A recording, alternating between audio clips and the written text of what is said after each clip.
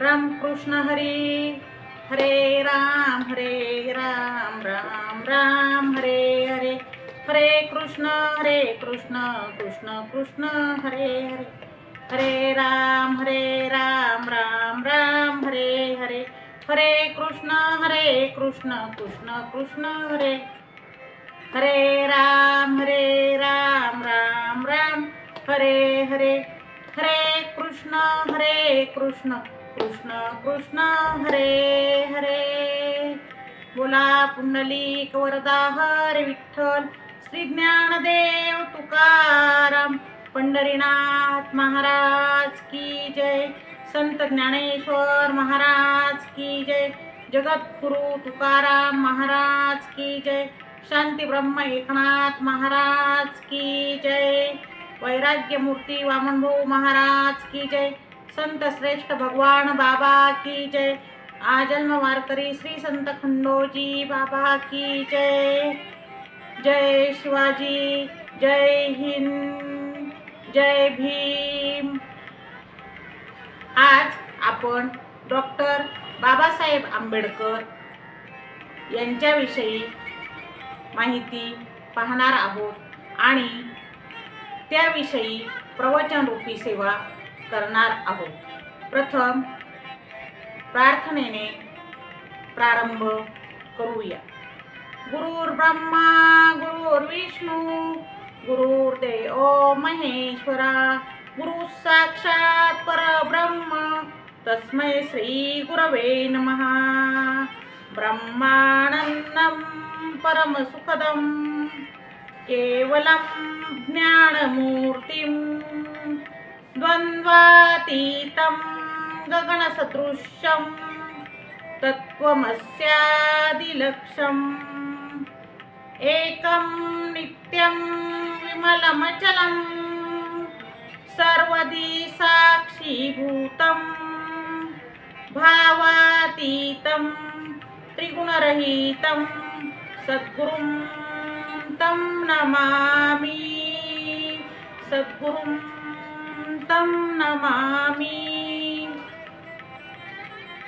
हे शुद्ध विचारांचे अधिष्ठान असलेले देव आपल्या आशीर्वादाने आम्हाला ज्ञान, सत्य व न्याय मार्गावरने डॉक्टर बाबासाहेब आंबेडकर यांचा आदर्श निर्माण झालेल्या या महान व्यक्तिमत्वाच्या स्मृतीला आमच्या मनात सदैव जागृत ठेव। आपण सर्वांनी एकत्र सामाजिक भेदभाव, अन्याय आणि अस्पृश्यतेचा नाश करण्याची प्रेरणा आम्हाला द्या। जय भीम, जय हिंद, जय शिवाजी, भारत माता की जय। प्रथम आपण प्रवचनाला सुरुवात करताना ओवी घेऊया। उगवती ज्ञानाची किरणे, उगवती ज्ञानाची किरणे, बाबासाहेबांचा आदर्श अमरणी, बाबासाहेबांचा आदर्श अमरणी। अंधकारात दिसे ज्योतती, अंधकारात दिसे ज्योतती, समाजात न्यायाची शक्ती, समाजात न्यायाची शक्ती। उमेदीची पुकार हरपली, उमेदीची पुकार हरपली, असमानतेवर सत्याची कल्ली, असमानतेवर सत्याची कल्ली। जय भीमचे गाजले नाद, जय भीमचे गाजले नाद, उचिततेची करीतो साद, निर्जिततेची करीतो साध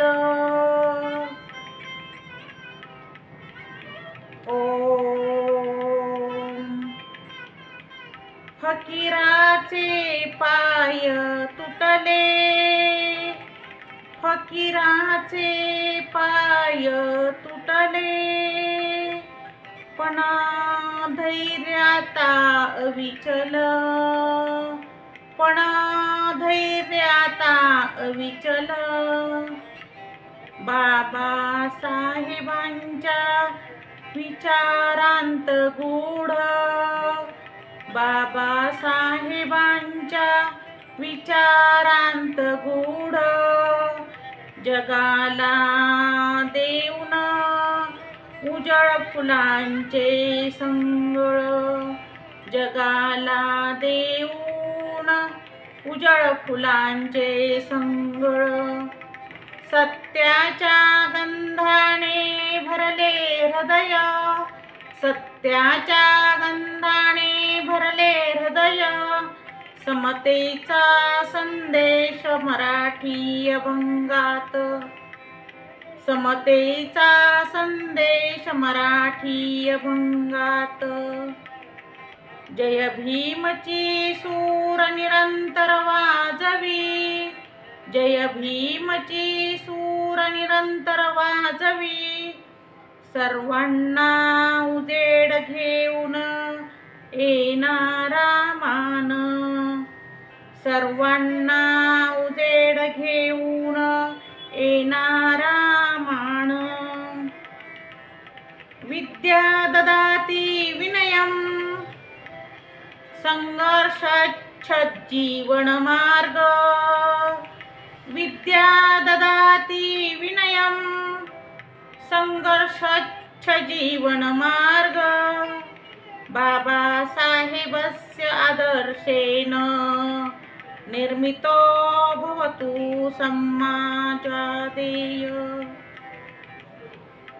विद्या म्हणजेच शिक्षण विद्या काय करते तर ती आपणास विनय प्रदान करते विनय देते आणि ज्ञानामुळे त्या विद्येमुळे व्यक्तीचा अहंकार आहे तो कमी होतो अहंकार कमी झाल्यामुळे तो माणूस विनम्र होतो लीन होतो म्हणजेच विद्या केवळ शैक्षणिक माहिती नाही तर ती जीवनातील सत्य नैतिकता आणि कर्तव्यबोध यांचं प्रतिबिंब आहे सत्य नैतिकता आणि कर्तव्यबोध यांचं प्रतिबिंब म्हणजे ही विद्या आहे म्हणजे हे शिक्षण आहे आणि ते शिक्षण सर्वांनी घ्यायचं असं डॉक्टर बाबासाहेब आंबेडकर यांना वाटतंय त्यामुळे विद्या घेतल्यामुळे आपल्या मनामध्ये नम्रता येते आपल्याला शिस्त लागते आणि इतरांप्रती दुसऱ्यांप्रती काय होते तर सन्मानाची भावना उत्पन्न होत आहे म्हणून सर्वांनी काय करायचं आहे तर विद्या ग्रहण करायची आहे विद्या घ्यायची आहे शिक्षणाला तितके महत्त्व आपण द्यायचे आहे न्यायस्य दीपो ज्योतिरः असामान्यत्वं विनष्टं कुर्यात् आंबेडकर सिद्धान्तेः प्रेरिता सर्वे जना एकमेकम् अंगीकुर्वन् न्याय हा एक दीप आहे आणि हा दीप सदैव तेवणारा आहे ज्याचा प्रकाश अप्रतिम आहे आणि प्रकाश अखंड आहे असा हा न्याय आहे म्हणजेच आपण न्यायासाठी ठामपणे उभा राहतो तेव्हा समाजातला अंधकार दूर होतो समाजातला अंधकार दूर होतो म्हणजे काय होते तर समाजातील अज्ञान आणि जो अन्याय आहे हा दूर होत असतो आणि उजेड पसरतो मग उजेड म्हणजे काय आहे तर उजेड म्हणजे सत्य नम्रता आणि न्याय आहे म्हणजेच काय होते तर आपण ज्यावेळी न्यायासाठी उभे राहत असतो त्यावेळी अज्ञान आणि अन्यायाचं समूळ उच्चाटन होत असतं, समूळ नायनाट होत असतो आणि काय पसरतं तर सत्य, समता आणि न्याय हा सगळीकडे दिसत असतो असं आपल्याला सांगायचं आहे. न्याय काय आहे तर न्याय हा मार्गदर्शक असा प्रकाश आहे आणि हा मार्गदर्शक प्रकाश सगळीकडे पसरवायचा आहे, जो समाजाला सदैव समृद्ध आणि सामंजस्यपूर्ण बनवत असतो. डॉक्टर आंबेडकर यांच्या या सिद्धांतामुळे काय झालं तर समाजातील सर्व लोक हे प्रेरित झालेले आहेत आणि त्यांना शिक्षणाचं महत्त्व समजलेलं आहे. शिक्षण घेतल्यामुळं आपण न्यायासाठी सुद्धा उभं राहणार आहोत आणि मग काय होणार आहे तर या समाजातील अज्ञान अन्याय नाहीसा होणार आहे. सगळीकडे सत्य आणि न्याय पसरणार आहे हे सर्वांना समजलेलं आहे. मग डॉक्टर बाबासाहेब आंबेडकर यांनी विद्या ग्रहण केलेली आहे आणि त्यांचा आदर्श हा सर्व समाजाने घ्यायला पाहिजे, घेतला पाहिजे असं या श्लोकांमधून आपल्याला सांगायचं आहे. आता आपण डॉक्टर बाबासाहेब आंबेडकर यांच्या जीवन प्रवासाकडे वाटचाल करूया. या महामानवाचा जन्म हा 14 एप्रिल 1891 या दिवशी मध्य प्रदेशातील महूर येथे झालेला आहे.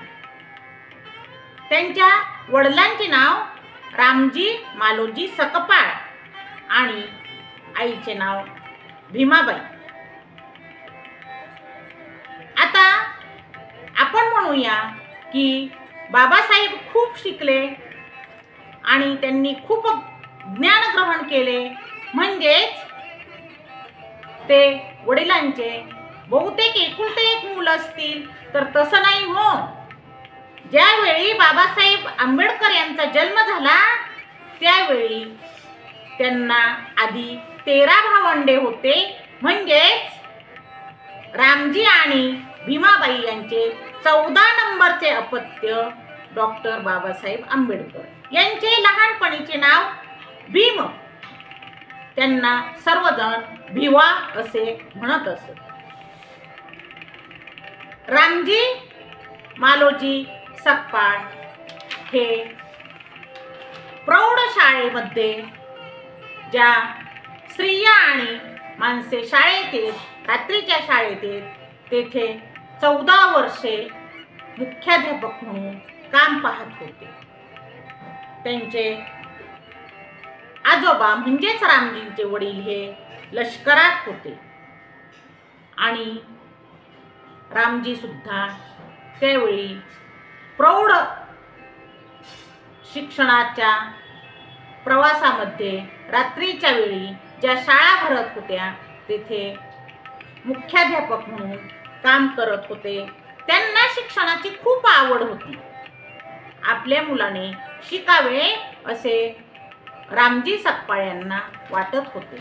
त्यावेळी ते सातारा येथे होते आणि त्यांनी भीमरावचे नाव शाळेमध्ये घातलेले आहे. प्राथमिक शाळेत त्यांचे शिक्षण झाले, परंतु आडवी येते ती जात, अस्पृश्य अशा जातीमध्ये जन्म झाल्यामुळे लहानपणी प्राथमिक शाळेपासूनच भीमराव यांना बसायला चटई देखील मिळाली नाही. खाली मातीमध्ये बसून त्यांना शिक्षण घ्यावं लागलं. त्यांना खेळायला कुणीही मित्र नव्हता, कारण अस्पृश्य जातीतली मुलं त्यावेळी शिकतच नसत. मग एकट्याने बसायचे आणि एकट्यानेच अभ्यास करायचं असा प्रवास लहानपणीपासून भीमराव यांच्या वाट्याला आला होता. त्यांना पिण्यासाठी सुद्धा पाणी ओंजळीत घागरीने ओतले जात असे आणि ते सुद्धा शिक्षक देत असत. ज्या वेळी सर्व लोक कर्मठपणे अस्पृश्यांबरोबर वागत होते त्यावेळी त्यांचे शिक्षक होते ते आपल्या भाकरीतली अर्धी भाकरी ही भीमरावला देत होते आणि पिण्यासाठी पाणी सुद्धा देत होते. जर एखाद्या दिवशी शिक्षक काही कारणास्तव शाळेत आले नाही तर त्या दिवशी दिवसभर भीमराव यांना पाणीही कुणी देत नसे. अशा प्रतिकूल परिस्थितीमध्ये भीमराव हे शिक्षण घेत होते. एक वेळची गोष्ट आहे. शिक्षकांनी भीमराव यांना सांगितले, हा एक सिद्धांत आहे आणि तो फळ्यावर सोडवून दाखव. त्यावेळी त्याला फळ्याजवळ बोलवण्यात आले. ज्यावेळी भीमराव हे फळ्याजवळ जाऊ लागले तेव्हा सर्व मुलांमध्ये कुजबूज झाली आणि सर्व मुले फळ्याकडे पळाली. कशासाठी? तर त्यांचे सर्वांचे डब्बे त्या फळ्याखाली ठेवलेले होते आणि त्या डब्यावर भीमरावची सावली पडू नये असे त्या मुलांना वाटत होते, म्हणून त्यांनी आपापले डब्बे उचलून घेतले आणि नंतर भीमरावने तो सिद्धांत, ते गणित आहे ते फळ्यावर सोडवलेलं आहे. अशी परिस्थिती होती. भीमराव बरोबर स्पृश्य समजली जाणारी मुले बोलत देखील नव्हती आणि त्याची सावली अंगावर पडू नये म्हणून ती इतर मुले लांब पळत होती. अशा परिस्थितीत त्यांनी शिक्षण घेतलेले आहे. पुढे नंतर त्यांनी शिक्षणासाठी ते मुंबई येथे आलेले आहेत.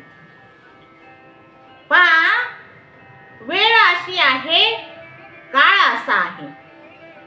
आपल्या जगामध्ये 205 देश आहेत, परंतु कोणत्याही देशामध्ये अशी परिस्थिती नसेल.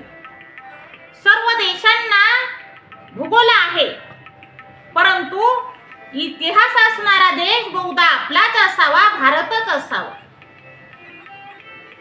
भारतामध्ये ही स्पृश्य अस्पृश्य अशा जाती मानत होते आणि स्पृश्य समजले जाणारे लोक हे अस्पृश्य लोकांना कमी लेखत होते, हिणवत होते आणि त्यांचे पाण्यासाठी सुद्धा हाल करत होते. अशा बिकट परिस्थितीमध्ये बाबासाहेब आंबेडकर, भीमराव आंबेडकर हे शिकत होते, शिक्षण घेत होते. पुढे 7वीच्या इयत्तेनंतर एल्फिन्स्टन हायस्कूल मुंबई येथे त्यांनी प्रवेश घेतलेला आहे आणि नंतर ते मॅट्रिक परीक्षा उत्तीर्ण झालेले आहेत. बाबासाहेबांना लहानपणीपासून आत्मसन्मान, शिक्षण आणि न्याय यांचा जणू त्यांनी ध्यास घेतलेला होता. यांची जणू त्यांना आवडच होती. जाती व्यवस्थेवर ते क्रूरपणे टीका करत असत आणि त्यांनी जे लहानपणापासून अनुभवले होते, भोगले होते, तेच ते बोलत होते. असे हाल, अशी बिकट परिस्थिती इतर कुणावरही येऊ नये असे त्यांना मनापासून वाटत होते. भीमराव आंबेडकर यांनी शिकावं अशी रामजींची इच्छा होती. आता रामजी यांचे आडनाव पूर्वी सकपाळ होते, परंतु भीमराव यांना शिकवण्यासाठी जे शिक्षक होते त्यांचे आडनाव आंबावडेकर होते आणि त्यांनी आपले आडनाव हे भीमराव यांना दिले होते. पुढे ज्यावेळी त्यांचे मुंबई येथे ॲडमिशन झाले त्यावेळी पुन्हा आंबावडेकर हे आडनाव बदलून आंबेडकर असे आडनाव करण्यात आलेले आहे. अशा प्रकारे सकपाळ या आडनावाचे आंबेडकर आडनाव झालेले आहे. त्यांनी जाती व्यवस्थेवर क्रूर टीका केलेली आहे. लहानपणीचे आलेले अनुभव हृदयात कोरलेले आहेत आणि असे हाल कुणाच्याही वाट्याला येऊ नये असे ठाम मत भीमराव आंबेडकर यांचे आहे. जरी परिस्थिती बिकट आहे तरी ते झुकले नाहीत आणि थकले सुद्धा नाहीत, थांबले सुद्धा नाहीत. त्यांचा ध्यास होता शिक्षणाचा, विद्या ग्रहण करण्याचा. त्यांना माहीत होते शिक्षण हे वाघिणीचे दूध आहे आणि जो ते प्राशन करेल तो गुरगुरल्याशिवाय राहणार नाही. म्हणून शिक्षण घेणं हे किती महत्त्वाचं आहे त्यांना समजत होतं. त्यांच्या मनामध्ये जणू संघर्ष उत्पन्न झालेला होता आणि संघर्षाच्या प्रेरणेने ते झपाटून गेलेले होते आणि शिक्षण घेतच होते. हे आंबेडकर शिक्षण घेत होते. ते पुढे इतके थोर झालेले आहेत की ते एक संविधानकार झालेले आहेत, विचारवंत आहेत, समाज सुधारक आहेत, महामानव आहेत आणि त्यांनी बुद्ध मार्गाचा स्वीकार केलेला आहे. ते अनुयायी झालेले आहेत. आपला जीव देखील पराचा तया ठाई तोषे सुखाचा. आपण आपला जीव आहे हा दुसऱ्याच्या दुःखातही तो पाहावा असं वाटत आहे आणि दुसऱ्याच्या दुःखातही आपण स्वतःला पाहावं ही एक माणुसकी आहे. हे त्यांनी समजून घेतलेलं आहे, स्वीकारलेलं आहे. ज्यावेळी शालेय जीवनामध्ये अतिशय संघर्ष वाट्याला आलेला आहे त्यावेळी सुद्धा ते शिक्षण घेतच आहे. बरोबर शिक्षण घेणारे मुलं काही थकले आहेत, काही थांबले आहेत, परंतु भीमराव आंबेडकर हे मात्र शिक्षण घेतच आहेत. ते दलित विद्यार्थ्यांमधील एकमेव असे विद्यार्थी आहेत आणि संघर्ष करत आहेत. त्यांनी उच्च असा संघर्ष केलेला आहे, पराकोटीचा संघर्ष केलेला आहे आणि आपलं आयुष्य हे शिक्षण घेण्यासाठी वाहून घेतलेलं आहे. त्यांनी सामर्थ्यानं शिक्षण घेतलेलं आहे. समाजामध्ये असणारं अज्ञान, त्यांची अंधश्रद्धा आणि समाजातील अन्याय हे दूर करण्यासाठी त्यांनी प्रयत्न केले आहेत आणि हे सर्व दूर करण्यासाठी शिक्षणाची आवश्यकता आहे. शिक्षण हे साधन आहे हे त्यांनी समजून घेतलेलं आहे. त्यांनी जाणले आहे की आपण समाजावर आणि स्वतःवर शिक्षण बिंबवणं हे गरजेचं आहे आणि तेच आपलं जीवन कार्य आहे. स्वतः आधी शिकायचं आहे आणि नंतर समाजाला सांगायचं आहे की तुम्ही शिका, शिक्षण हे महत्त्वाचं आहे. शालेय जीवनामध्ये संघर्ष चालू आहे आणि हळूहळू दिवस जात आहेत. आता त्या काळातील प्रथेप्रमाणे त्यांचे विवाह योग्य वय झाल्यामुळे त्यांचा विवाह झालेला आहे. त्यांच्या पत्नीचे नाव रमाबाई असे आहे. अशिक्षित आहेत त्या सुद्धा आणि आता असे धडे चालू झाले आहेत की महात्मा ज्योतिराव फुले यांनी जसे सावित्रीबाई फुले यांना शिकवले तसेच भीमराव यांनी सुद्धा आपल्या पत्नीला सांगितले आहे, रमाबाई तू ही शिक, तुला सुद्धा शिक्षणाची गरज आहे. आधी रमाबाई यांनी हसण्यावारी नेलेला आहे, परंतु त्यांनाही हळूहळू कळायला लागलं आणि त्यांनीही शिक्षण घेण्यासाठी सुरुवात केलेली आहे. जसं महात्मा ज्योतिराव फुलेंनी सावित्रीबाई फुलेंना शिकवलं तसंच भीमराव आंबेडकरांनी सुद्धा रमाबाई आंबेडकर यांना शिकवलेलं आहे. आता शिक्षण पूर्ण होत आलेलं आहे. त्यांची मॅट्रिकच्या परीक्षेची एक कथा आहे आणि ती अशी, त्यावेळी मॅट्रिकची परीक्षा ही तालुक्याच्या गावाला होत असे. मग आता परीक्षा ही चांगली 10-15 दिवस चालत असे. मग काय करायचे, तिथे सर्व कुटुंबाने कसे जायचे असा प्रश्न रामजी यांच्यावर आलेला आहे आणि म्हणून रामजी म्हणाले मी स्वतः भीमराव बरोबर जातो आणि त्यांना स्वयंपाक करून भाकरी करून मी जेवू घालीन. म्हणून स्वतः रामजी आणि भीमराव आंबेडकर हे दोघेच जण तालुक्याच्या ठिकाणी गेलेले आहेत. बरोबर थोडीशी भांडी आणि थोडाफार शिदा नेलेला आहे आणि तिथे जाऊन ते राहिलेले आहे. परीक्षा चालू झालेली आहे.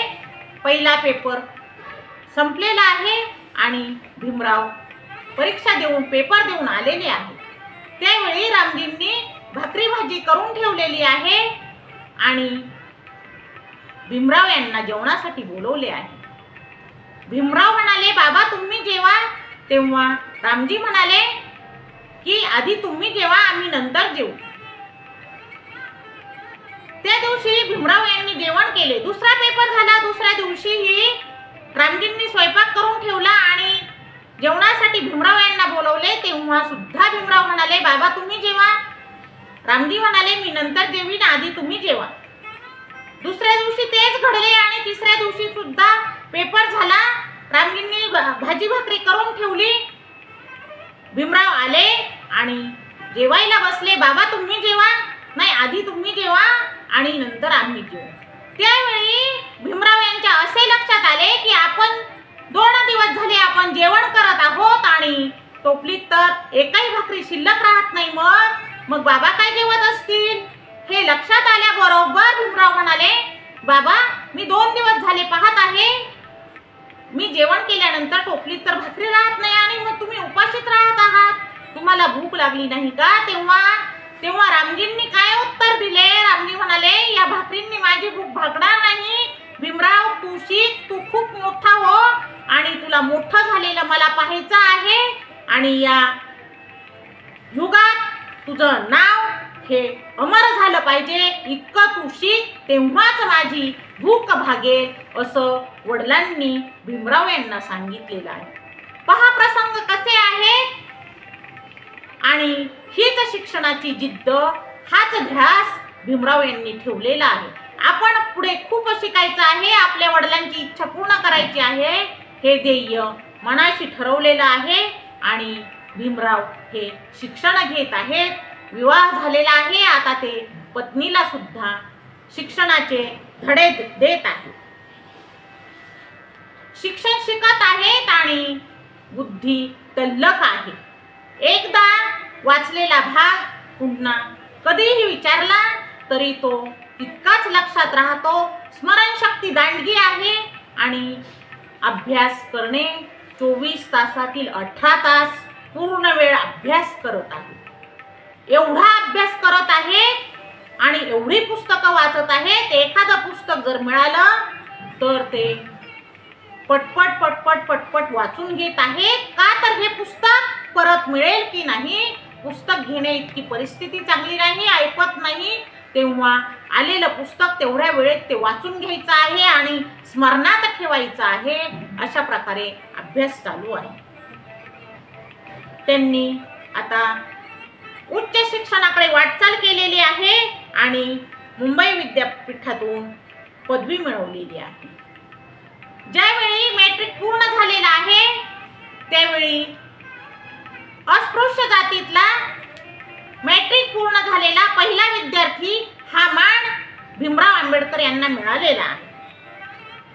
उच्च शिक्षण घेण्यासाठी सर्वाधिक प्रावीण्य आणि जागतिक दृष्टी मिळायला हवी हे त्यांनी ठरवलेलं आहे. त्यांना असं वाटलेलं आहे. पुढं मग त्यांनी आपलं शिक्षण चालू ठेवलेलं आहे. MA ही परीक्षा देण्यासाठी त्यांनी प्रबंध सादर केलेला आहे आणि तो प्रबंध सादर केल्यानंतर त्यांची MA ची परीक्षा उत्तीर्ण झालेले आहेत. त्यांना MA ही पदवी मिळालेली आहे. पुढे बडोदा येथील सयाजीराव गायकवाड यांनी त्यावेळी वर्षाला 25 रुपये अशी शिष्यवृत्ती ठरवलेली आहे आणि ती शिष्यवृत्ती दरवर्षी पाठवून मदत करत आहे. त्यांनी न्यूयॉर्क येथून PhD ही परीक्षा दिलेली आहे आणि प्रबंध सादर केलेला आहे. त्यांनी आता PhD पूर्ण केलेले आहे. 1913 ते 1927 या काळात त्यांनी PhD ची पदवी घेतलेली आहे.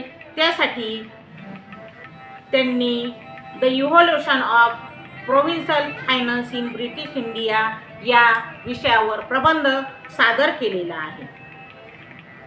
त्यांनी 1920 मध्ये लंडन येथून DSc आणि बॅरिस्टर या पदव्या घेतलेल्या आहेत. इकॉनॉमिक्स या विषयातून त्यांनी पदव्या घेतलेल्या आहेत. त्यावेळी त्यांनी अनुभवलेलं आहे, परदेशात शिक्षण घेतलेलं आहे, तर परदेशात असा वर्णभेद नव्हता हे याचा अनुभव त्यांनी घेतलेला आहे.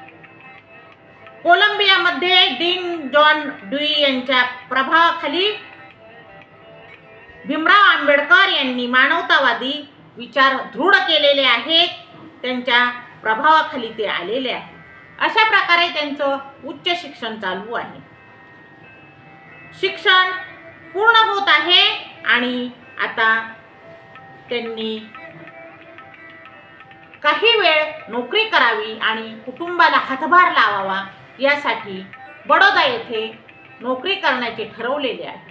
कारण बडोदा संस्थानातून सयाजीराव गायकवाड हे स्कॉलरशिप देत होते, शिष्यवृत्ती देत होते आणि म्हणून त्यांनी ठरवलं आहे की आपण तिथे नोकरी करायची. ते बडोदा येथे गेले, परंतु तेथे जात अस्पृश्य असल्यामुळे राहण्याची सोय होईना, त्यांना तेथे कोणी राहून देईना आणि म्हणून त्यांनी थोड्याच दिवसात ती नोकरी सोडून दिलेली आहे. त्यांचं ज्ञान हे खूप आहे, ज्ञानावर त्यांचं प्रभुत्व आहे आणि त्या सामर्थ्यावर त्यांनी शिक्षण क्षेत्रात विकास केलेला आहे. पण फक्त स्वतः करताच वैयक्तिक हितापुरताच आता त्या शिक्षणाचा उपयोग करायचा नाही, तर काय करायचं, समाजासाठी सुद्धा या शिक्षणाचा उपयोग झाला पाहिजे, सामाजिक सुधारणा करायच्या असं बाबासाहेबांनी ठरवलेलं आहे. बाबासाहेबांनी अमेरिकेत आणि इंग्लंडमध्ये राहून लोकशाही, स्वातंत्र्य, समता, मानवाधिकार हे जे मूल्य आहेत हे मूळ त्यांनी आत्मसात केलेले आहेत आणि आता ते भारतात परत आले आहेत. भारतात परत आल्यानंतर त्यांनी हेच मूल्य आता आपल्या जनतेत, आपल्या समाजात, आपल्या समाज घटकामध्ये रुजवण्यासाठी प्रयत्न केलेले आहेत. विद्येचं सामर्थ्य हे माणसाची स्वतःची ओळख करून देत असतो आणि ते शोषित, पीडित या वर्गासाठी अनेक वेळा प्रयत्न करत आहेत. त्यांनी आता दलित मुलांसाठी वसतिगृह आणि शाळा, महाविद्यालय सुरू करण्यावर भर दिलेला आहे. पीपल्स एज्युकेशन सोसायटी त्यांनी स्थापन केलेली आहे आणि शिक्षणाचा प्रसार केलेला आहे. त्यांनी आपल्या अस्पृश्य समाजाने सुद्धा शिकावं आणि शिक्षण घ्यावं, नाव कमवावं असं त्यांना वाटत आहे. सर्व मागास जमातीसाठी ते लढत आहेत आणि त्यांच्या शिक्षणासाठी, त्यांच्या उद्धारासाठी ते प्रयत्न करत आहेत. भारतीय समाज हा पुरोगामी व्हायचा असेल तर शिक्षण हे सर्वात मोठं शस्त्र आहे असा ठाम विश्वास बाबासाहेब आंबेडकर यांना आहे. आणि या सामाजिक न्यायासाठी त्यांनी आपली अथक अशी लढाई सुरू केलेली आहे. समाजातील सुधारणा आणि समाजामध्ये जे इतर मागासवर्गीय आणि दलित आहेत त्यांचे उत्थान करण्यावर त्यांनी भर दिलेला आहे. आपल्या आयुष्यामध्ये जे दलित आहेत, गरीब आहेत आणि मागासवर्गीय आहेत यांच्या न्यायासाठी त्यांनी लढा दिला आहे आणि या समाजातील अस्पृश्यता, जातीय भेदभाव, लिंगभेद, अन्यायाविरुद्ध त्यांनी संघर्ष केलेला आहे आणि समाजातील प्रत्येक वर्गाला समानता, शिक्षण आणि स्वातंत्र्य आहे आणि तो अधिकार त्यांनी देण्यासाठी प्रयत्न केलेले आहेत. शिक्षणाला त्यांनी खूप महत्त्व दिलेलं आहे. त्यांनी शिक्षण घ्या असं सांगितलेलं आहे. शिका, सुसंस्कृत व्हा, संघटित व्हा आणि संघर्ष करा असं त्रिसूत्री त्यांनी सांगितलेले आहे. ज्ञान हेच खरं शक्तीचं साधन आहे, हेच त्यांचं ब्रीदवाक्य आहे. यावर एक श्लोक आहे, विद्या ददाति विनयं विनयादयाति पात्रतां पात्रत्वात् धनमाप्नोति धनात् धर्म तथा सुखम। याचा अर्थ काय तर विद्या ही आपल्याला विनय देते आणि विनयामुळे पात्रता मिळते, पात्रतेमुळे आपल्याला संपत्ती मिळते आणि संपत्तीमुळे आपल्याला धर्म मिळतो आणि जो धर्म आहे या धर्मामुळे आपल्याला खरे सुख प्राप्त होते असं या श्लोकामध्ये सांगितलेलं आहे। विद्येची मशाल घेऊन चला रे अंधाराला चिरत पुढे वहारे। विद्येची मशाल घेऊन पुढे चला रे अंधाराला चिरत पुढे वहारे। आंबेडकरांचा मंत्र सदा स्मरा रे शिका संघटित व्हा संघर्ष करा रे। आंबेडकरांचा मंत्र सदा स्मरा रे शिका संघटित व्हा संघर्ष करा रे। डॉक्टर बाबासाहेब आंबेडकर यांचे शिक्षण हे केवळ वैयक्तिक उन्नतीसाठी नव्हते तर ते सामाजिक क्रांतीसाठी सामाजिक न्यायासाठी होते। त्या सामाजिक क्रांतीचे ते साधन होते आणि त्यांनी शिकवले ज्ञान हाच खरा दीपस्तंभ आहे आणि हाच दीपस्तंभ जो अंधकाराचा नाश करू शकेल। म्हणून सर्वांनी ज्ञान घ्या, सर्वांनी ते ग्रहण करा आणि सर्वांनी आपण शिकलो संघटित झालो असं सांगा असं या अभंगातून म्हणायचं आहे। डॉक्टर बाबासाहेब आंबेडकर यांनी जसं मागासवर्गीय समाज आणि दलित समाज यांना यांच्या शिक्षणासाठी प्रयत्न केलेले आहेत त्याचप्रमाणे त्यांनी महिला सक्षमीकरण हे एक त्यांचं ध्येय आहे आणि महिलांसाठी त्यांनी अनेक प्रयत्न केलेले आहेत। ज्यावेळी दलितांचं उत्थान करणे हा दलितांचा हक्क आहे हे ते म्हणत होते त्याच वेळी ते म्हणत होते महिलांना न्याय द्यायचा आहे आणि महिलांमध्ये नवे विचार आणायचे आहेत। त्यांनी आंदोलनाचा पाया प्रस्थापित केलेला आहे आणि स्त्री शिक्षणावर भर दिलेला आहे। त्यांनी स्त्रियांच्या शिक्षणासाठी प्रेरणा दिलेली आहे आणि ते असं म्हणतात जर एक स्त्री शिकली तर 2 कुटुंब सुधारतील। जेव्हा ती मुलगी लग्न होऊन तिच्या सासरी जाईल तेव्हा तेही कुटुंब सुधरेल आणि जेव्हा ती अविवाहित आहे तोपर्यंत तिचे आई वडिलांचे घर सुद्धा सुधारेल। असे 2 कुटुंब सुधारतील असं बाबासाहेब आंबेडकर म्हणत आहेत आणि म्हणून ते म्हणतात की स्त्रियांना शिकवा, स्त्रियांना शिकवा। त्यांनी समानतेचे हक्क दिलेले आहेत। स्त्री आणि पुरुष हे समान आहेत, त्यांना शिक्षण द्या असं ते सांगत आहेत। संविधानाचे शिल्पकार असणारे डॉक्टर बाबासाहेब आंबेडकर यांनी महिला सक्षमीकरणावर भर दिलेला आहे।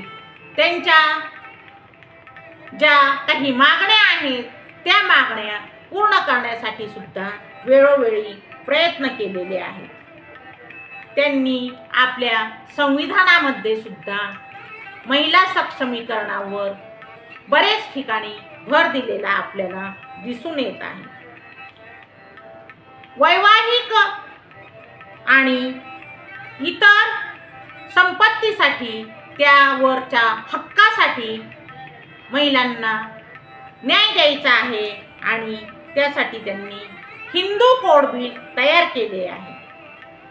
विवाहात समान हक्क, घटस्फोटामध्ये अधिकार, मुलांचे संगोपन आणि इतर वारसा हक्क, पुनर्विवाहाचा हक्क यासाठी त्यांनी महिलांना सबल करायचे ठरवले आहे. पण काय झाले, त्यावेळी विरोधकांनी या सर्व मागण्या मंजूर केलेल्या नाहीत आणि म्हणून त्यांनी आपल्या मंत्रिपदाचा त्याग केलेला आहे. असं महिला सक्षमीकरणासाठी ते काम करत आहेत. त्यांनी वेळोवेळी महिलांचे मेळावे घेतले, त्यांच्या परिषदा, त्यांच्या सभा आयोजित केल्या आणि स्त्रियांचा आत्मविश्वास वाढवण्यासाठी अनेक वेळा प्रयत्न केलेले आहेत. ही जी गुलामगिरीची साखळी आहे ही तोडायची आहे आणि स्वाभिमानाने जगायचे आहे, उभे राहायचे आहे, हा डॉक्टर बाबासाहेब आंबेडकर यांचा आग्रह होता. आणि ते म्हणत असत की समाजाची प्रगती पाहूया, मी समाजाची प्रगती सुद्धा पाहिल, पण ती समाजाची प्रगती मी स्त्रियांच्या प्रगतीवरून मोजेल. जर स्त्रियांची प्रगती असेल तरच त्या समाजाची प्रगती पूर्ण होईल असं मी मानते. त्यांनी बालविवाह, सती प्रथा आणि अन्यायाविरुद्ध लढे दिलेले आहेत आणि हे सर्व जर शिक्षण घेतले तर आपोआप दूर होईल, आपोआप याचा नाश होईल असं डॉक्टर बाबासाहेब आंबेडकर म्हणत आहेत. धर्म, जाती, रूढी, परंपरा आणि अंधानुकरण करू नका. आपण विचार करा, आपल्या विचाराने वागा अशी शिकवण ते सर्व समाजाला देत आहेत. आणि स्त्रियांनी स्वतःचे अधिकार समजून घ्या, समाजात सक्रिय भाग घ्या, हे ते प्रत्यक्ष कृतीतून दाखवत आहे. डॉक्टर बाबासाहेब आंबेडकर यांचं संविधानातील योगदान खूप महत्त्वाचं मानलं जातं आणि स्वतंत्र भारताच्या संविधानाच्या मसुद्यातून त्यांनी भारतीय लोकशाहीचे स्वरूप हे ठरवण्यात आलेलं आहे. त्यांनी त्यासाठी महत्त्वपूर्ण असं योगदान दिलेलं आहे. 29 ऑगस्ट 1947 रोजी संविधान मसुदा समितीचे ते अध्यक्ष आहेत आणि त्यांच्या नेतृत्वाखाली आता राष्ट्राला एक न्यायप्रणालीचं प्रतिष्ठान दिलं गेलेलं आहे. ही एक मुख्य अशी समिती आहे आणि ती समिती संविधानाचा आराखडा तयार करण्यासाठी आहे. ती एक मुख्य समिती आहे. त्यावेळेस डॉक्टर बाबासाहेब आंबेडकर आणि समितीतील इतर जणांनी 2 वर्ष आणि 11 महिने खूप मेहनत करून ही संविधानाची रचना तयार केलेली आहे, पूर्ण केलेली आहे. समतेचा विचार, सर्व कायद्यापुढे समानता, जाती, धर्म, लिंग, वर्ण, भाषा असा कोणताही भेद मानायचा नाही आणि स्वातंत्र्याचा अधिकार हा सर्वांना.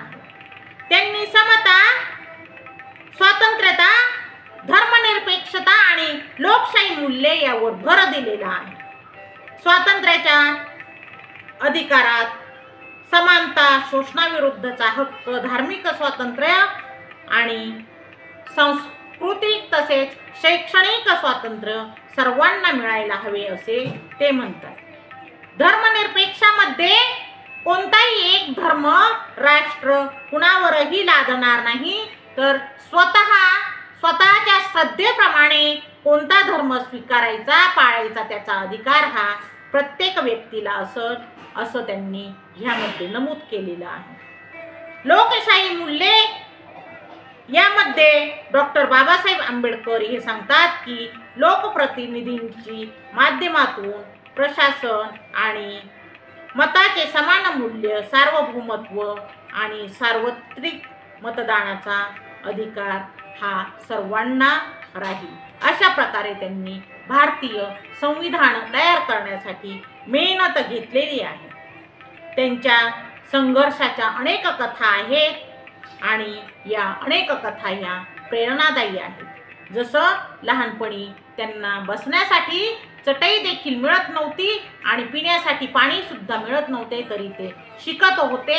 इतर शिकणारे जे वर्गातील मित्र आहेत ते शिकून काही थांबले आणि काही थकून गेले, परंतु डॉक्टर बाबासाहेब आंबेडकर तशा प्रतिकूल परिस्थितीत सुद्धा शिकतच आहेत आणि शिकतच आहेत. एकदा शाळेमध्ये ते एकटे होते. त्या दिवशी शिक्षक आले नव्हते आणि सर्व मुलांनी मिळून त्या प्रसंगी त्यांना पाणी सुद्धा दिलं नाही. दिवसभर बिन पाण्याचे ते तसेच शाळेमध्ये आहेत, पण त्यांचा आत्मविश्वास त्यांनी टिकवून ठेवलेला आहे आणि ते तसेच शिकत आहेत. प्रतिकूल परिस्थितीवर मात करून त्यांनी यश मिळवलेलं आहे. ते आता एक राजकारणी झालेले आहेत आणि खूप मोठ्या पदावर आहेत. त्यांना वाटतं की तळागाळातील लोकांनी शिकावं, समाजाने शिकावं. एकदा ते आपल्या कार्यालयात बसलेले होते आणि तिथे एक इतर मागासवर्गीय विद्यार्थी जो शिकून आता अधिकारी झालेला आहे तो भेटण्यासाठी आलेला आहे. त्यावेळी शिपायाने सांगितले की डॉक्टर आंबेडकर तुम्हाला भेटण्यासाठी तो मुलगा आलेला आहे, तो नवीनच आता मोठा अधिकारी झाला आहे. त्यावेळी त्यांना अभिमान वाटलेला आहे. त्यांनी मुलाला बोलवलं आणि भेट घेतली, त्याची गळाभेट घेतली. त्यावेळी डॉक्टर बाबासाहेब आंबेडकर यांच्या डोळ्यातून अश्रू आले आणि त्यांनी विचारले की रोज कुठे फिरत असता, समाजामध्ये जाता की नाही. तेव्हा त्यांनी सांगितले की मी रोज सकाळी उठल्यानंतर मॉर्निंग वॉकला जात असतो आणि सोसायटीमधील जे उच्चभ्रू लोक आहेत त्यांच्याबरोबर फिरत असतो. त्यावेळी त्या नवीन अधिकारी झालेल्या मुलाला डॉक्टर बाबासाहेब आंबेडकर यांनी सांगितले, तू माझे एक ऐकशील का, तर तू उच्चभ्रू लोकांबरोबर फिरू नकोस. तू रोज सकाळी ज्या वेळेस मॉर्निंग वॉकला जातोस ना, त्यावेळी तुझ्या बंगल्या शेजारी जी दलित वस्ती आहे ना, तिकडे फिरायला जात जा. असं म्हणून डॉक्टर बाबासाहेब आंबेडकर हे वाचत बसले. त्यांना वाटलं आलेला तो अधिकारी निघून गेला, परंतु 15-20 मिनिटं झाले तो अधिकारी तिथेच उभा आहे आणि डॉक्टर आंबेडकर हे पुस्तक वाचत आहे. त्यांना तहान लागली म्हणून थोडेसे वर पाहिले तर तो मुलगा जो नव्याने अधिकारी झालेला आहे तो तिथेच उभा असलेला दिसला. तेव्हा डॉक्टर आंबेडकर म्हणतात, अरे तू अजून गेला नाहीस, मला वाटले तू गेलास, तू काय करतोस इथेच उभे राहून. तेव्हा त्या मुलाने विचारले, त्या नवीन अधिकाऱ्याने विचारले की डॉक्टर, मला एक समजले नाही की मी मॉर्निंग वॉकला सकाळी दलित वस्तीच्या बाजूने का जाऊ, याचा अर्थ मला काही समजला नाही, म्हणून मी इथेच थांबलो आहे. तेव्हा डॉक्टर आंबेडकर यांनी सांगितले, अरे मला असे वाटते, जर सकाळी तू मॉर्निंग वॉकला दलित वस्तीच्या बाजूने गेलास तर तिथे असणारी मुले, त्यांचे आई वडील यांना सुद्धा असे वाटावे की आपल्या मुलाने सुद्धा असंच अधिकारी व्हावं, असंच मोठं व्हावं, आणि म्हणून तू तिकडे मॉर्निंग वॉकला जात जा, असं मी तुला सांगितलं. म्हणजे पहा, मुलांच्या मनावर परिणाम होण्यासाठी, लहानपणीच परिणाम व्हावा यासाठी त्या नव्याने अधिकारी झालेल्या मुलाला डॉक्टर आंबेडकर हे सांगत आहेत, तू फिरण्यासाठी त्या दलित वस्तीजवळ जात जा. नेहमी समाजाची चिंता आहे आणि समाजाची काळजी आहे. समाजातील स्त्रियांनी शिकावे, मुलांनी शिकावे आणि शिक्षण घ्यावे असं त्यांना वाटत आहे. जेव्हा शिक्षण घ्याल तेव्हाच सर्वांना न्याय मिळेल, हे डॉक्टर बाबासाहेब आंबेडकर हे सांगत आहेत. 1930 सालची गोष्ट आहे. त्यांनी महाड येथे सत्याग्रह केलेला आहे. ते म्हणतात की पाणी पिण्याचा अधिकार हा सर्वांना आहे आणि म्हणून हा सत्याग्रह करायचा आहे. मी माणूस आहे आणि मला पाणी पाजा, हे तत्व त्यांनी जगासमोर मांडलेलं आहे. त्या महाडच्या तळ्याला स्पर्श केलेला आहे आणि ओंजळीत पाणी घेऊन पिलेलं आहे. त्यांच्याबरोबर असलेल्या सर्व अनुयायांनी तेच केलं आणि असा हा महाडचा सत्याग्रह झालेला आहे. नाशिक येथे सुद्धा काळाराम मंदिरात त्यांनी सत्याग्रह केलेला आहे. देव आहे, हा देव सगळ्यांचा आहे, मग इथे येण्यासाठी बंदी का, असा प्रश्न त्यांनी विचारलेला आहे आणि काळाराम मंदिरात सुद्धा सत्याग्रह केलेला आहे. प्रवेशासाठी इथे बंदी नको म्हणून हा सत्याग्रह केलेला आहे. पुणा करार हा महात्मा गांधींसोबत झालेला आहे आणि हा एक ऐतिहासिक करार आहे. राजकीय आरक्षणावरील ऐतिहासिक असे निर्णय येथे झालेले आहेत. ज्यावेळी दलित वस्ती आणि दलितांना जागा नको यासाठी महात्मा गांधी ठाम होते, त्यावेळी हा करार झालेला आहे. डॉक्टर बाबासाहेब आंबेडकर यांची विचारसरणी ही कशी होती ती पहा, तर त्यांची विचारसरणी म्हणजेच एक आदर्श होता. जन्माला आलेला हा जणू एक न्याय आणि एकता आणि सर्वांगीण विकासाचा एक ताराच होता. त्यांनी सर्व समाजाला न्याय, एकता आणि सर्वांगीण विकास हा संदेश दिलेला आहे आणि त्यांनी अनेक प्रकारचे ग्रंथ लिहिलेले आहेत. विविध ग्रंथ लिहून त्यांनी एक समाज प्रबोधन केलेलं आहे आणि नवचेतनेची किरणे ही पेटवलेली आहेत. एक वेळची गोष्ट आहे.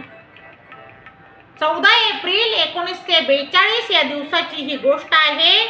14 एप्रिल ही त्यांच्या जन्माची तारीख आणि या दिवशी मग लोकांनी काय केलं तर जयंती उत्सव साजरा केलेला आहे. तेव्हा ते म्हणतात की एखाद्या माणसाला आपल्या श्रद्धेने आणि भक्तीने देवत्वास नेऊन पोचवले तर समाजाचा ऱ्हास होत असतो, तो झाल्याशिवाय राहत नसतो. म्हणून तसं करू नका. जगात कोणीही दैविक गुण घेऊन येत नाही. स्वतःच्या प्रयत्नाने हा त्याचा विकास होत असतो किंवा त्याचा नाश होत असतो. म्हणून तुम्ही हे असे उत्सव करू नका. देव मानू नका, आपण प्रयत्नाने सर्व करा असं ते सांगत आहे. त्यांचे गुरु मानतात ते भगवान बुद्ध, संत कबीर आणि महात्मा फुले यांनी. त्यांना असं वाटतं की बुद्धांनी सांगितलेलं आहे की जे घडतं ते आपण करत असतो, देव काहीही करत नाही आणि म्हणून ते बुद्धाला देव मानत आहेत. त्यांना संत कबीर यांचे सुद्धा उपदेश आवडत आहेत. संत कबीर सुद्धा काय म्हणतात तर तेही म्हणतात की तुम्ही देवाची पूजा करता, एका देवळामध्ये दगड नेऊन ठेवता आणि त्याची पूजा करता. पत्थर पूजे हरी मिले तो मैं पूजू पहाड. जर असा दगड पूजून जर भगवान मिळणार असेल तर मी एखादा पहाड म्हणजे डोंगरच पूजील असं कबीर म्हणत आहेत. घर की चक्की कोई न पिसे जिसका आता पार. घरात जे पीठ दळण्यासाठीचं जातं आहे ते तुम्ही पुजता का, असा खडा प्रश्न संत कबीर विचारत आहे. संत कबीर असा प्रमाण देतात, माटी का एक नाग बना के पूंजे लोग लुगाया. जिंदा नाग घर में जब निकला ले काठी धमकाया. संत कबीर काय म्हणतात की आपण मातीचा नाग बनवतो आणि तो नाग आपण सर्व लोक आणि लुगाया, लुगाया म्हणजे स्त्रिया, सर्व पुरुष आणि स्त्रिया हे काय करत आहेत, पूजत आहेत. म्हणजेच आपण नागपंचमीच्या सणाला जशी नागाची पूजा करतो, पण काय करतो, जिंदा नाग घरबे जब निकला ले काठी धमकाय. पण जर खरंच आपल्या घरात एखादा जिवंत नाग निघाला तर आपण लगेच काठी आणतो आणि त्याला मारून टाकतो, असं संत कबीर म्हणत आहे. जिंदा बाप कोई न पूजे, मरा बाप पूजवाया. जिवंतपणी बापाला ओळख न देणारे हे लोक आहेत. पण तोच बाप मेल्यानंतर ते काय करतात, मुठ्ठीभर चावल लेके कौवे को बाप बनाया, ते तांदूळ मुठीत घेतात आणि त्या कावळ्यालाच म्हणतात की तू माझा बाप आहे, असे संत कबीर हे परखडपणे सांगत आहेत आणि बोलत आहेत. तेव्हा त्यांचे हे गुरु आहेत, 3 गुरु त्यांनी मानलेले आहेत आणि डॉक्टर बाबासाहेब आंबेडकर हे म्हणतात की संतांनीही म्हटलेलं आहे, नाचू कीर्तनाचे रंगी ज्ञानदीप लावू जगी. ज्याप्रमाणे संत महात्मे म्हणतात की शिक्षणामुळेच ज्ञानदीप लागणार आहे, त्याप्रमाणे आपण शिकायचं आहे आणि आपण सगळ्यांनी विद्या ग्रहण करायची आहे, हे तत्व त्यांनी मांडलेलं आहे. संत गाडगे बाबा हे सुद्धा काय सांगतात, तेही म्हणत आहेत की काय करायचं आहे, तुम्ही देवाला जायचं नाही तर सज्जनात देव पाहायचा आहे. तीर्थी धोंडा पाणी देवा रोकडा सज्जन. तीर्थी गेल्यानंतर तिथं काय आहे तर दगड आणि पाणीच आहे. पण सज्जन पाहायचा असेल तर तो तुम्ही पाहायचा आहे, देव पाहायचा आहे, तो सज्जनात पाहायचा आहे. त्यामुळे तुम्हाला तीर्थाला जायची गरज नाही. आपण आपल्या आई वडिलांनाच काय मानायचं आहे, देव मानायचं आहे. माय बापे केवळ काशी तेने न व्हावे तीर्थाशी. आपल्या आई वडिलांनाच आपण देव माना आणि त्यांचीच पूजा करा. त्यांना तीर्थाला जाण्याची गरज नाही, त्यांना काशी क्षेत्री जाण्याची सुद्धा गरज नाही, असं संत महात्म्यांनी म्हटलेलं आहे. आणि म्हणून आपण सुद्धा काय करायचं आहे, आपणही शिकायचं आहे, शिक्षण घ्यायचं आहे, आपल्या आईवडिलांची पूजा करायची आहे, सज्जनांमध्ये आपण देव पाहायचा आहे, असं निक्षुण सांगणारे हे डॉक्टर आंबेडकर आहेत. आणि ते सर्व समाजाला कळकळून सांगत आहेत की शिका, संघटित व्हा आणि संघर्ष करा. शिका आणि संघटित व्हा, एकत्र व्हा, संघर्ष करा, ही त्यांची त्रिसूत्री आहे. आणि ते वारंवार सांगतात, ज्ञान हेच खरं शक्तीचं साधन आहे, त्यामुळं तुम्ही ज्ञान घ्या. अशा प्रकारे ते शिक्षणाचं महत्त्व सांगत आहेत. स्त्रियांना शिक्षणाचं महत्त्व सांगत आहेत. काही स्त्रिया मात्र ऐकत नाहीत.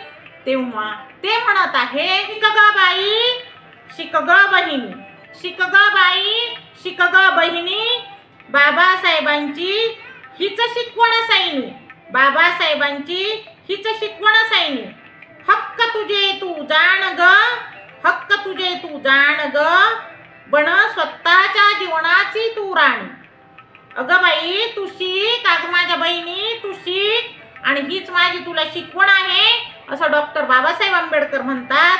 ते म्हणतात तू शिक म्हणजे तुला तुझे हक्क काय आहेत ते कळतील आणि तू तुझ्या जीवनाची तू राणी बनशील, असं डॉक्टर बाबासाहेब आंबेडकर त्या अज्ञानी समाजाला, महिलांना कळकळीने सांगत आहेत. ते स्त्रियांचे हक्क आणि त्यांना शिक्षण देणारे, सांगणारे एक मार्गदर्शक होते, युगपुरुषच होते. आजच्या काळात सुद्धा डॉक्टर बाबासाहेब आंबेडकर यांच्या विचारांचा उपयोग हा महिला सक्षमीकरणाला होत आहे. त्यावेळी त्यांनी सांगितलं होतं, महिलांना या रजा द्या, काही रजा ह्या डिलेव्हरीच्या द्या, आजारपणाच्या द्या. तेव्हा त्यांचे ठराव मंजूर झाले नव्हते, पण आता ते हळूहळू सरकारला समजत आहे आणि त्याप्रमाणे त्यांच्या विचाराप्रमाणे बदल आता घडत आहे. सामाजिक न्याय हा किती महत्त्वाचा आहे, समाजासाठी प्रयत्न करायचं हे काम आपलं आहे, असं डॉक्टर बाबासाहेब आंबेडकर म्हणतात. ते म्हणतात की हे जे संविधान आहे हे शोषित, वंचित आणि मागासवर्गीय स्त्रिया, अल्पसंख्याक या सर्वांसाठी न्यायाचं शस्त्र आहे आणि त्यामध्ये जो आरक्षणाचा विचार आहे हा काही सहानुभूतीचा नाही, तर तो एक सामाजिक समतेसाठी केलेला विचार आहे. दलित, आदिवासी, मागासवर्गीय यांना राजकीय, सामाजिक आणि शैक्षणिक आरक्षण देणारे कायदे कौशल्य त्यांनी संविधानामध्ये दिलेले आहेत, दाखवलेले आहेत.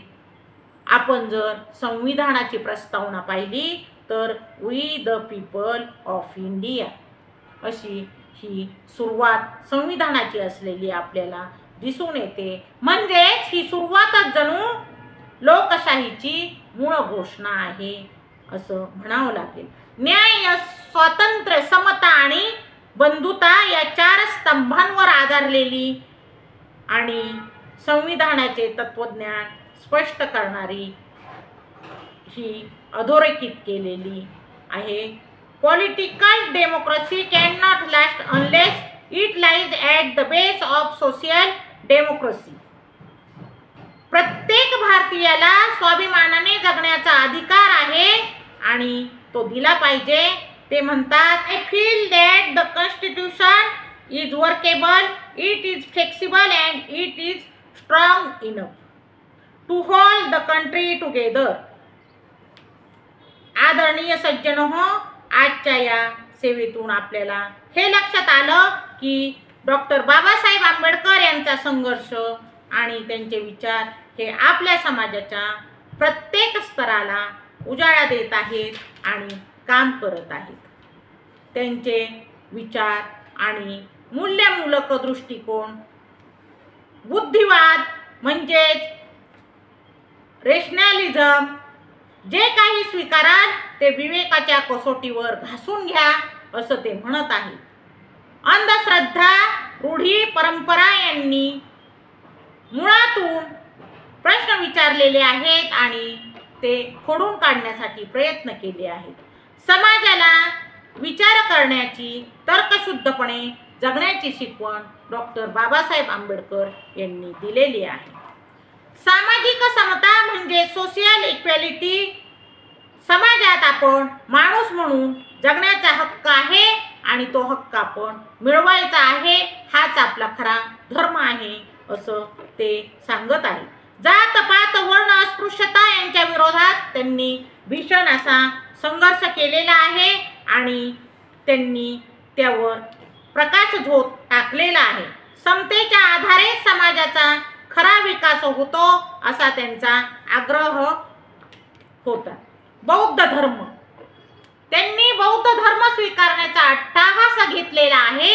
त्याचे कारण असे आहे, तो एक करुणेचा मार्ग आहे. जात ही त्यामध्ये नाही, तर बुद्ध धर्म आणि संघ हा एक मार्ग आहे. त्यांनी मानवतावादी आणि अहिंसावादी बौद्ध धर्म स्वीकारलेला आहे. बौद्ध तत्वज्ञान हे वैज्ञानिक, नैतिक आणि समतेवर आधारलेले आहे असं त्यांना वाटतं आणि म्हणून त्यांनी मी हिंदू धर्मात जन्म जरी घेतला असला तरी हिंदू म्हणून मी मरणार नाही असं म्हटलेलं आहे आणि त्यांनी बौद्ध धर्म स्वीकारण्याचा निर्णय घेतलेला आहे. आदर्श आत्मविश्वास हा हवा. जे अशक्य आहे त्याच्यावर विजय मिळवायचा असं ते म्हणतात.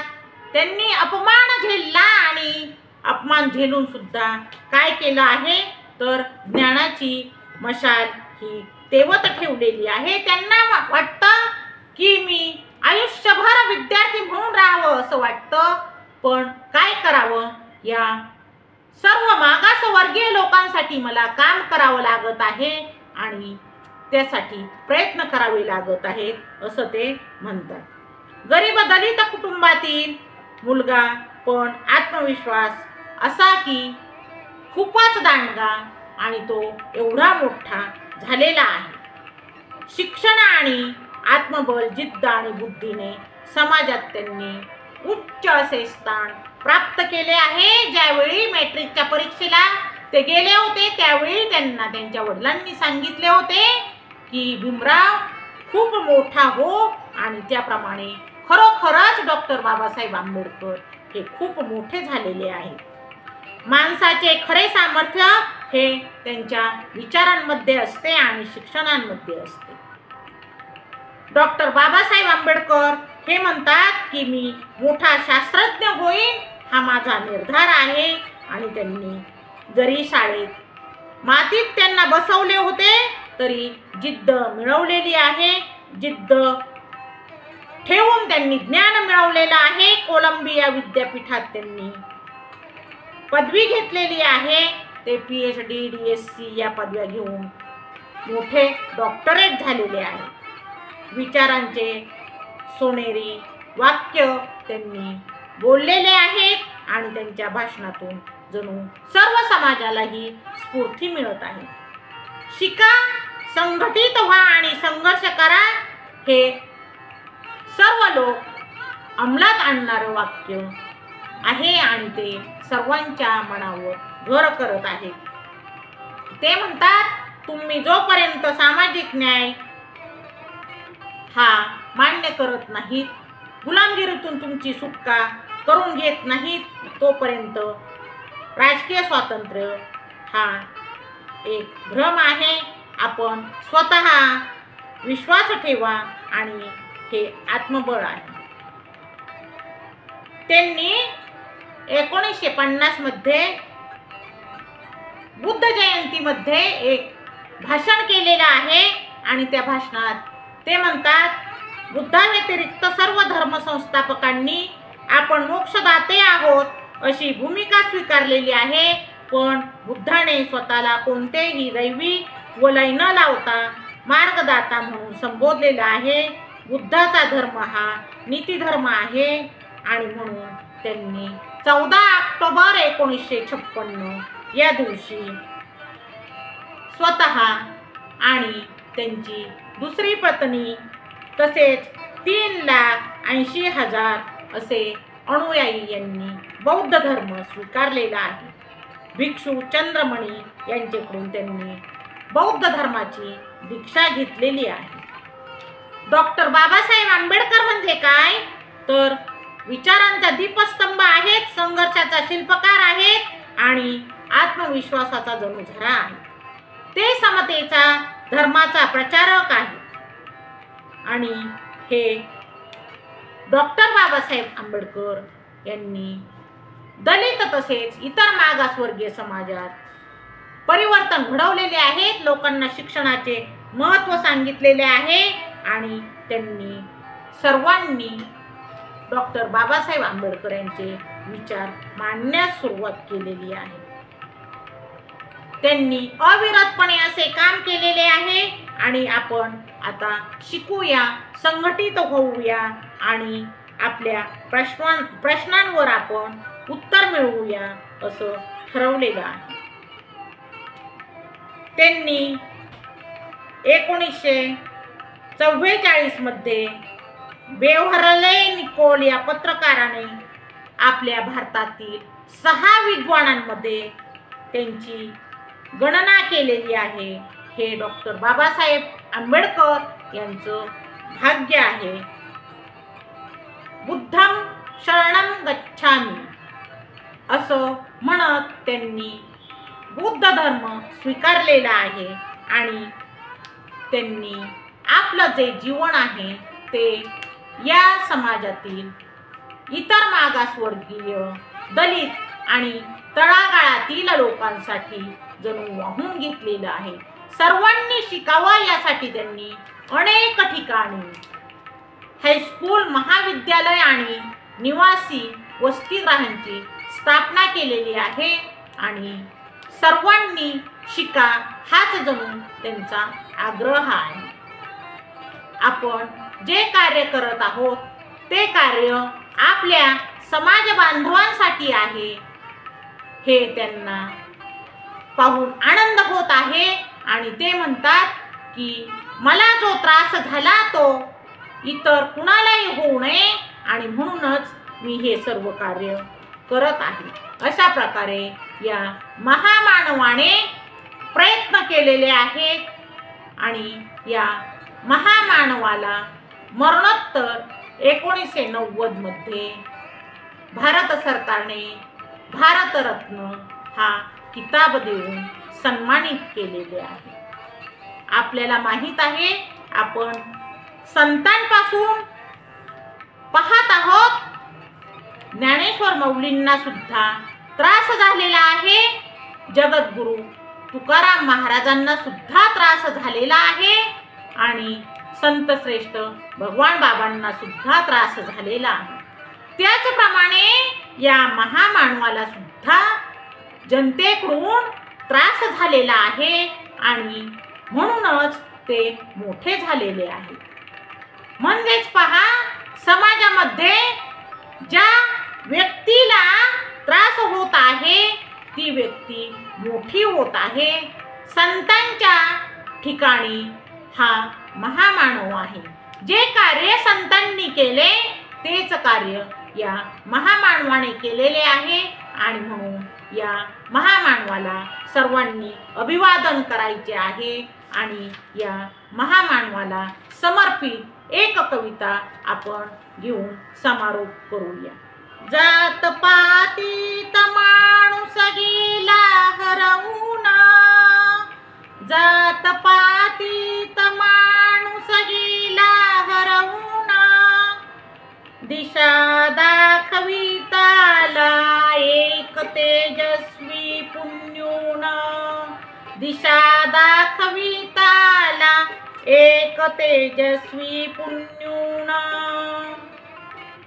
अस्पृश्यतेच्या जाळ्यात होती जखम, अस्पृश्यतेच्या जाळ्यात होती जखम, त्यांनी दिलं आयुष्याला नवं एक स्वप्न, त्यांनी दिलं आयुष्याला नवं एक स्वप्न, छोट्याशा गावात जिथे जन्म घेतला, छोट्याशा गावात जिथे जन्म घेतला, पण शिक्षणासाठी वादळाशी लढला, पण शिक्षणासाठी वादळाशी लढला, अज्ञानाचा अंधार त्यांनी फोडला, अज्ञानाचा अंधार त्यांनी फोडला, शिकून सवरून आभाळाला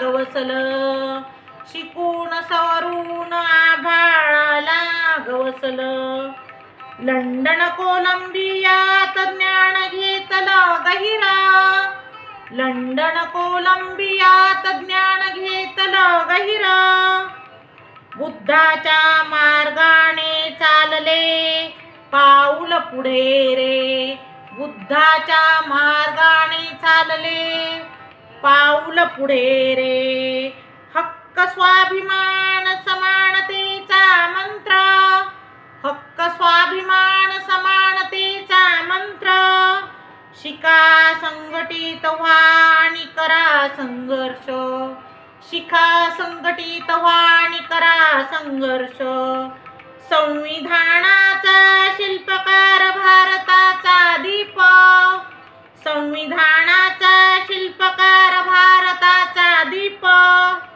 मानवतेचा धर्म त्यांच्याच हृदयात दीप, मानवतेचा धर्म त्यांच्याच हृदयात दीप, अत्याचार सहन न करता दिला हक्काचा आवाज, अत्याचार सहन न करता दिला हक्काचा आवाज, मनुवादी व्यवस्थेवर कोरला नवा इतिहास, मनुवादी व्यवस्थेवर कोरला नवा इतिहास, पाणवठ्यावरून हक्क मागितला स्वच्छ, पाणवठ्यावरून हक्क मागितला स्वच्छ, त्याग करून त्यांनी समाजाला केलं स्वच्छ, त्याग करून त्यांनी समाजाला केलं स्वच्छ, महाडचा सत्याग्रह चवदार तळ, महाडचा सत्याग्रह चवदार तळ, सत्य करुणेचा होता तो गैरा उलगडा, सत्य करुणेचा होता तो गैरा उलगडा, राजकारण नव्हे त्यांनी माणुसकी जोपासली, राजकारण नव्हे त्यांनी माणुसकी जोपासली, दीनदलितांना आत्मसन्मानाची भाषा शिकवली, दीनदलितांना आत्मसन्मानाची भाषा शिकवली, धम्मचक्र प्रवर्तनात घेतला जन्म नवा, धम्मचक्र प्रवर्तनात घेतला जन्म नवा, बुद्धाचा अनुयायी म्हणून केला मार्ग हवा, बुद्धाचा अनुयायी म्हणून केला मार्ग हवा, भीमाचा झेंडा जई फडकतो अभिमानाने, भीमाचा झेंडा जई फडकतो अभिमानाने, त्यांच्या विचारांची पेट घेतला जगाने, त्यांच्या विचारांनी पेट घेतला जगाने, क्रांतीची मशाल त्यांनी उभी केली, क्रांतीची मशाल त्यांनी उभी केली, अन्याय अज्ञान अंधश्रद्धा जळून गेली, अन्याय अज्ञान अंधश्रद्धा जळून गेली, भीमसूर्य कधीही मावळत नाही, भीमसूर्य कधीही मावळत नाही, त्यांचा इतिहास काळजातून काढता येत नाही, त्यांचा इतिहास काळजातून काढता येत नाही, जय भीमाचा नारा आजही गर्जतो नभात, जय भीमाचा नारा आजही गर्जतो नभात, मानवतेचा दीप तेवत राहो सर्वत्र सर्व जात, मानवतेचा दीप तेवत राहो सर्वत्र सर्व जात, अशा या महामानवाला